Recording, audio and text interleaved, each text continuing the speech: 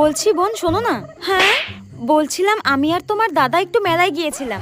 ঠিক আছে কি বলবে বলো। বোন মেলায় গিয়ে না দুটো কানের আমার খুব পছন্দ হয়েছিল, তাই তোমার জন্য একটা আর আমার জন্য একটা নিয়ে এসেছি। কানের দুল কই দেখি দেখি দেখি।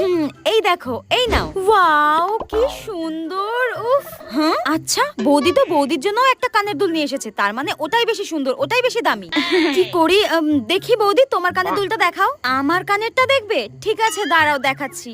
এই দেখো, দেখি দেখি দেখি। ওয়াও উফ এগুলো তো কি সুন্দর গো। এই বৌদিটা না খুব শয়তান, আমি জানি। নিজের জন্য ভালো আর দামি কানের নিয়ে এসেছে আর আমার জন্য কম দামি।